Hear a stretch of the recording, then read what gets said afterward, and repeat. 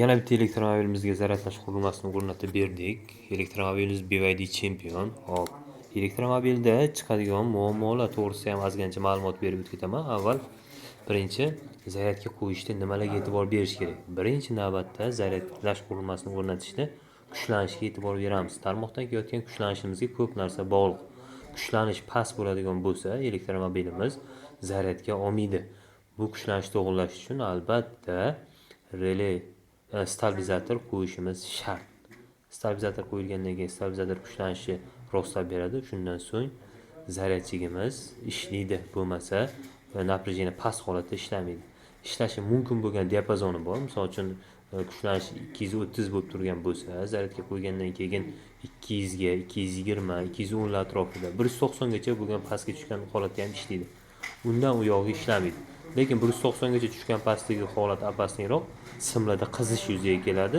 Qizish bo'lgandan keyin u invertorga ham ta'sir qilishi mumkin. Undan tashqari zazimleni обязательно qilinadi. Biz ham zazimleni qilib tashqaridan tortib qo'yganmiz. Xo'p, mana kerakli zashitalar turibdi mana. Xo'p, nima uchun ikki polosli avtomatdan ikkita qo'yganimiz? Ishlamay turgan paytda stabilizatorni ham o'chirib qo'yish uchun. Stabilizator o'zi ham avtomat borku deyilsa, u balandroqda qo'l yetmaydi-da. O'shaning uchun mana pastga qulayroq qilib o'rnatib berganmiz. Pastdan turib o'chirib qo'ya qoladi, bo'ldi. Hop, zaryadchik uchun o'zi uchun avtomat, uzo, yana rezitkamiz uchun avtomat. Qolgan qurilmalar har doimgidek. Hop, tortib kelgan kabelimiz 2 ga 16 sip kabel. Uzoqroq masofadan tortib kelganmiz, stolbalar bilan. Обязательно o'sha kabelga ham e'tibor berish kerak. Nima uchun e'tibor berish kerak kabelga? Kabelni sinasi kichkina bo'ladigan bo'lsa, qizish bo'ladi. Unda poterya ko'payib ketadi. Zaryadga olmaydi, qattandir simmi sifati yaxshi bo'lmasa yoki qayoqlarda uloqlari bo'lsa, no'slabi bo'lsa ham kuchlanish pasayib ketaveradi. Обязательно o'sha narsalarni ham inobatga olishingiz kerak.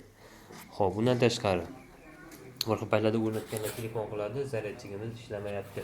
Mana bu joyda qizil knopkasi bo'ladi, mana bosib qo'ysa avvalgi knopkasi mana chiroq o'ynab qoladi.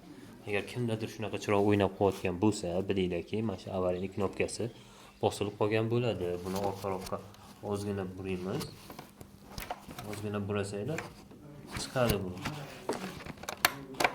Mana chiqdi.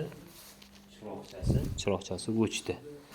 Xo'p, yana bundan tashqari zaryadchida bo'ladigan muammo mamtida qizil chiroqchasi ham yonib qoladi. Hop, qizil chiroqchasi yonib qolganda asosiy sabablardan bittasi ko'pincha faza bilan nolni teskari kelib qolishi. Faza bilan nol teskari kelib qolgan holatda xuddi shunaqa bo'ladi. Kelib qolishi bor, o'rnatib o'tgan paytda teskari ulab qo'yish bu.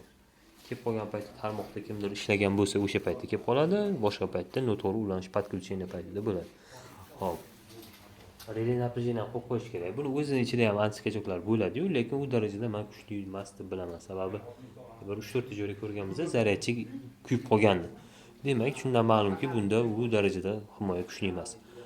Xo'p, stabilizator borib relay напряжение qo'ymasa ham bo'ladimi deyilsa, bu hozirgi mana bu stabilizatorda bor ekan u narsa, bir xillarda bo'lmaydi.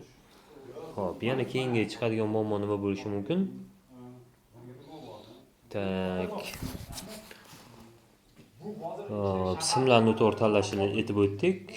Stabilizator masalasini aytib o'tdik. Zazimleni masalasini aytib o'tdik. Xullas, shunaqa holatda qo'yilsa, maqsadga muvofiq bo'ladi, muammo chiqmaydi. Xudo xolasa, yaxshi zaryadga oladi. E'tibor beradiganimiz shu himoya qurilmalari, stabilizator bo'lishi, kabellar yaxshi, sifatli bo'lishi. Shunaqa muammolar bartaraf qilinsa, zaryadga yaxshi olishi boshlaydi.